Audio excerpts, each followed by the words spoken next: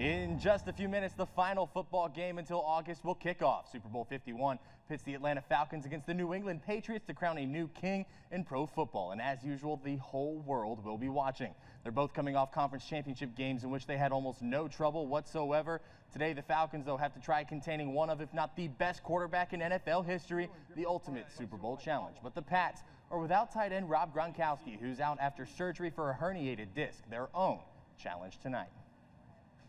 We're a team, and we have a lot of good players, and whichever players are called on to step up and give their best, that's what they've done.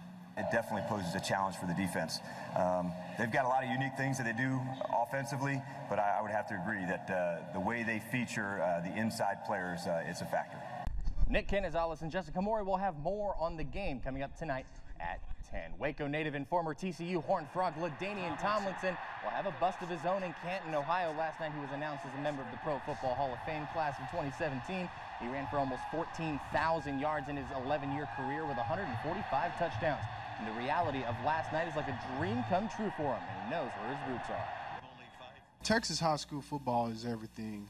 And in fact, as a kid, I really, high school felt like the NFL to us kids. Like, we couldn't wait to get to high school. Dallas Cowboys owner Jerry Jones is also heading to Canton. Jones bought the Cowboys in 1989 from Bum Wright for just $140 million. Since then, the Cowboys have won 3 Super Bowls, most recently in 1995. But to get to the Pro Football Hall of Fame, Jones says he had help.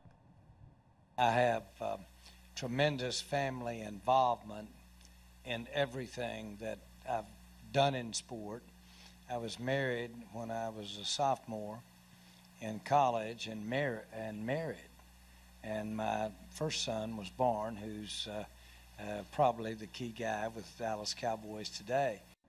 Got to be exciting for them. After their first losing streak this season, the Baylor Bears find themselves looking to solve some problems. Yesterday, they trailed Kansas State the entire game using a second-half charge to keep it manageable. But Scott Drew and the Bears know they can't keep playing in games that come down to the final possession, and they know exactly where to attribute that. Definitely we weren't as energized as we've been to start games. So coaches will figure out what we could have done better.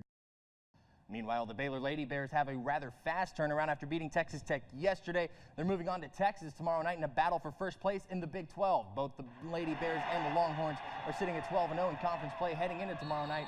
But Kim Mulkey says a lot of their practice time today is going to be spent on the free throw line. Baylor yesterday went 9 for 23 at the stripe for a season-low 39%, and they know that can't happen again. Usually make majority of those that we miss, but you just can't miss that many free throws. We're lucky that we was able to get out of there, with a decent amount of a win. First time we played with Under Armour. And shooters, they're funny. They're like coaches. They have their own little routine, and they see a new ball, and it's different. Tip-off is set for tomorrow night at 7 at the Farrell Center in Waco. That's going to do it for sports. We'll be right back after the break.